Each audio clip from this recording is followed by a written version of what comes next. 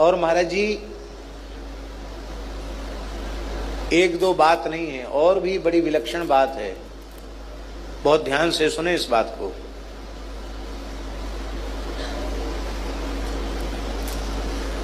भगवान की शरण होने से भी तत्काल समाधान है, और संत सदगुरु का ही भगवत चिंतन नहीं बन रहा है, आपका संत में प्रेम है, आप किसी प्रेमी अनुरागी संत की शरण ग्रहण कर लो तो भी रक्षा हो जाएगी। गुरु महाराज का चिंतन कर लो तो रक्षा हो जाएगी, पर वो तब होगी जब संत और भगवंत में भेद बुद्धि नहीं होगी, गुरु और गोविंद में भेद बुद्धि नहीं होगी, तब होगा, वैसे नहीं होगा। इसलिए सामान्य सब लोगों के लिए ही है, भगवान की शरण हो जाए। प्रियादासी ने स्पष्ट लिखा है, आचार्य चरण श्री अग्रदेवाचार्य स्वामी जी का शिष्य जहाज में फंस गया, जहाज के मालिकों ने कह दिया कि अब किसी भी प्रकार से विपत्ति से उबारा संभव नहीं है, जहाज डूबने वाला है। तब उसने गुरुदेव को पुकारा, और जब गुरुदेव को पुकारा तो रेवासा में गुरुदेव निकुंज में विराज करके युगल प्रियालाल की मानसी सेवा कर रहे थे। और जब शिष्य ने आर्त स्वर में पुकारा तो आपका अंतःकरण वहां पहुंच गया, वहां पहुंच करके और समुद्र को देखने लग गया। पर नाभाजी बयार कर रहे पंखा से, उन्होंने कहा गुरुजी को कष्ट क्यों करना पड़े। पंखा के झोंके से ही उन्होंने तूफान की दिशा बदल दी और अपने संकल्प से जहाज को किनारे पहुंचा दिया। पर गुरु महाराज समुद्र का दर्शन करने लगे। आचार्य चरण तो कहा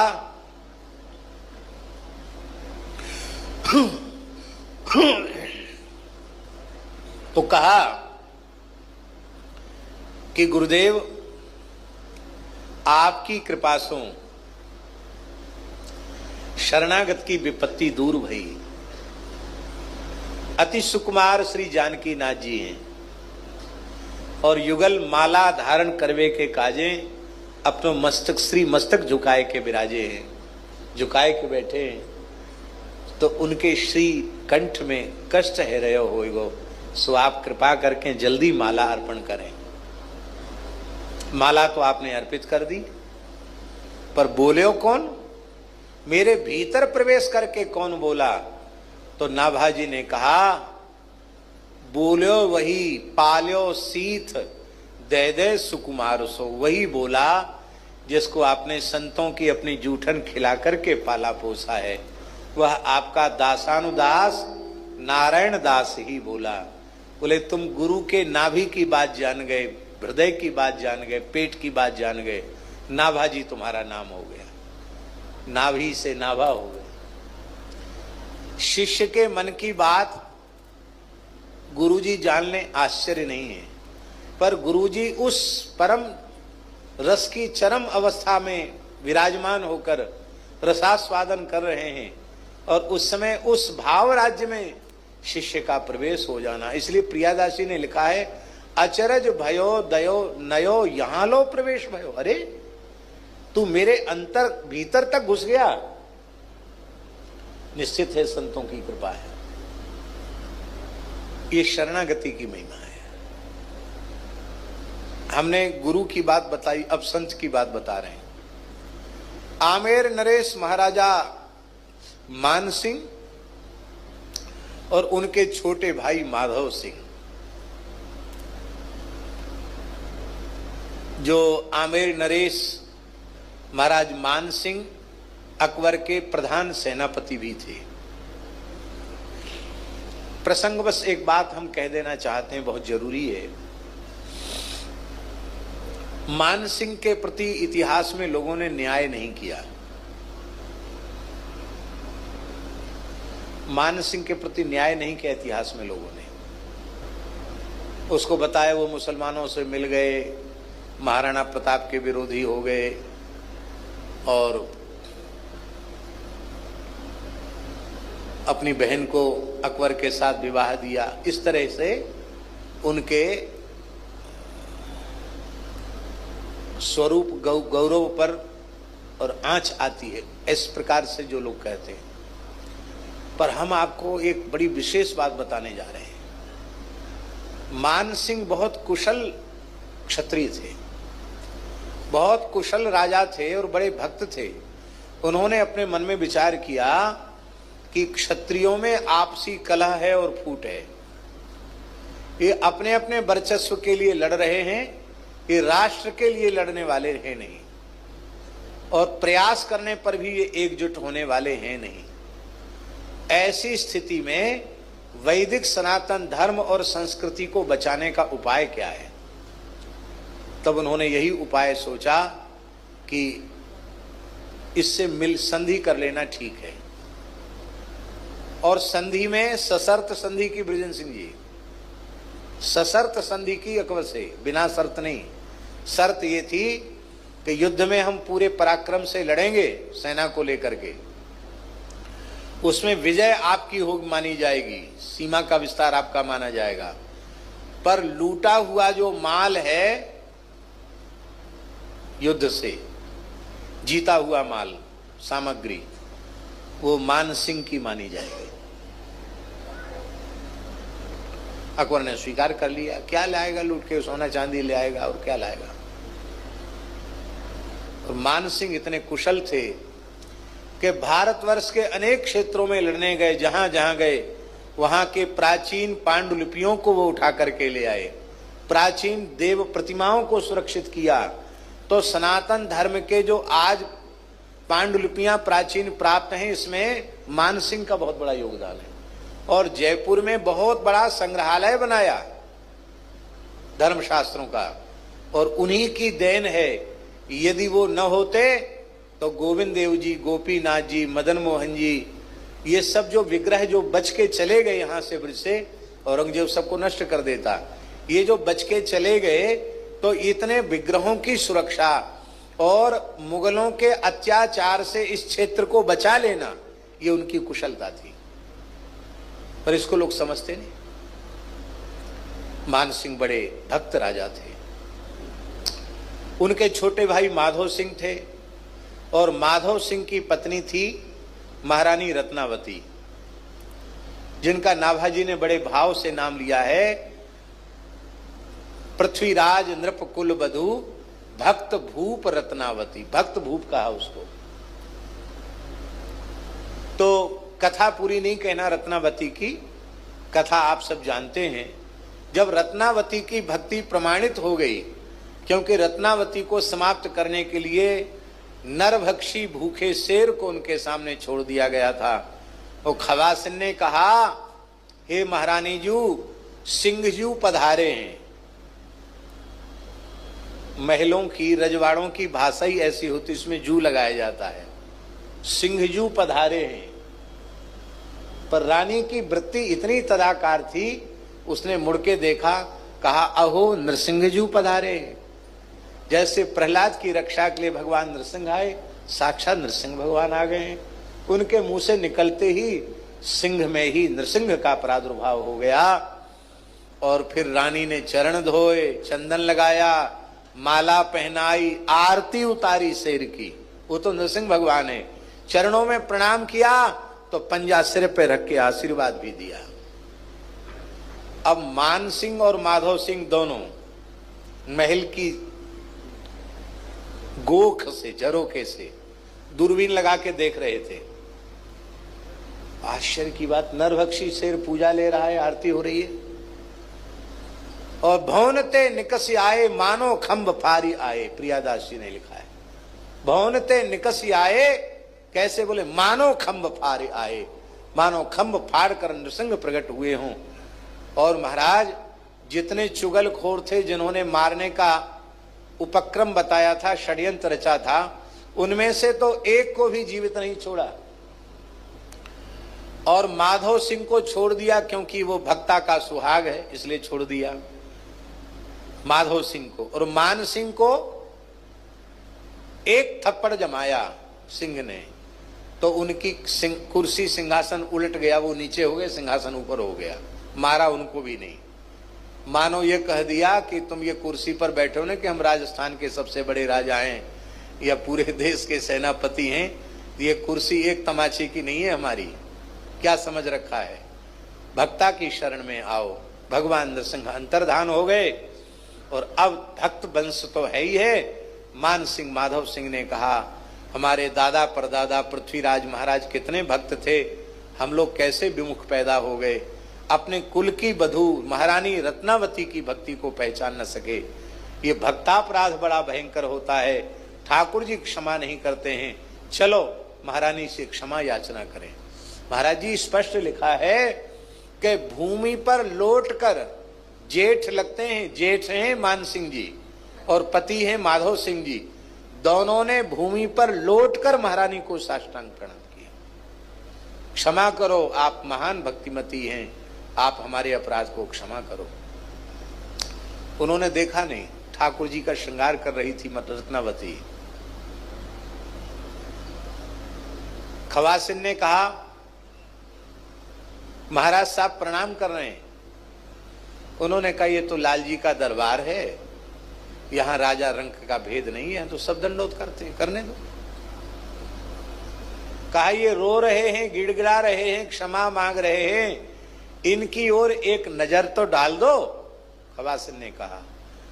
तब रत्नावती ने कहा, एक और ये लगाए हैं, अब इन आंखों को, अखियां कैसा है,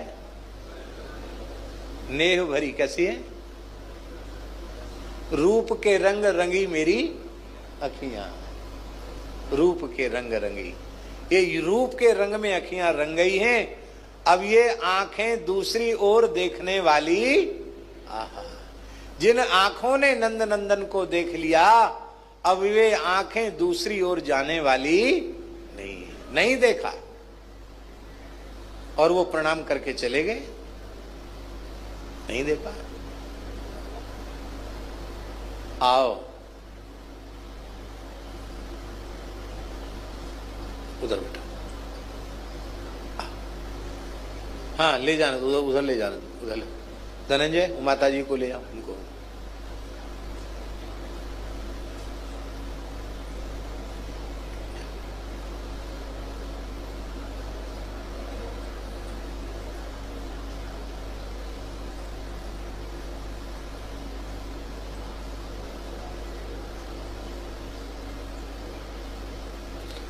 तो राम जी बहुत ध्यान से सुने। मान सिंह माधव सिंह भक्त हो गए। अब उधर लड़ाई में गए, काबुल गए, जाने कहां गए, बीच में समुद्र पड़ा, खाड़ी पड़ी, उसमें भी वही संकट आया कि अब जहाज तूफान चक्रवाती तूफान में फंस गया। और बोले चक्रवाती तूफान में फंसने के बाद बोले अब ये जहाज नष्ट होगा। तो जहाज के चालक ने महाराज जी बोल दिया कि अपने अपने इष्ट देव का ध्यान करो, अब हमने तो डांड रख दिया है, अब हमारे बस की बात नहीं है। सब घबराए, तूफान में जहाज फंस गया, सेना बैठी हुई है, महाराज मान सिंह बैठे, माधव सिंह बैठे हैं। तो मान सिंह घबराए, अब क्या होगा। माधव सिंह ने कहा कि अपने, हम लोग भक्त नहीं है ठाकुर जी के, पर अपने घर में अपने कुल खानदान की बहू रत्नावती तो परम भक्त है, हम लोग रत्नावती को पुकारे। और महाराज जी, जेठ जी और पति जी दोनों ने रत्नावती की शरण ग्रहण की और तूफान की दिशा बदल गई, जहाज किनारे आ गया। लौट के आए तो हीरों की वेश कीमती माला श्री ठाकुर जी के श्री अंग में अर्पित की महाराज ने, वहां से विजय के चिन्ह के रूप में, और प्रणाम किया। पर रत्नावती तो अपनी जैसी जिस भाव में थी उसी भाव में रही। कुछ हुआ, चमत्कार हुआ तो भैया मैं तो चमत्कार करने वाली नहीं हूं, चमत्कार हुआ तो ठाकुर जी की कृपा का हुआ। ठाकुर जी का जय जयकार करें, इसमें हमारा कोई यश नहीं है, हमको कोई श्रेय नहीं है।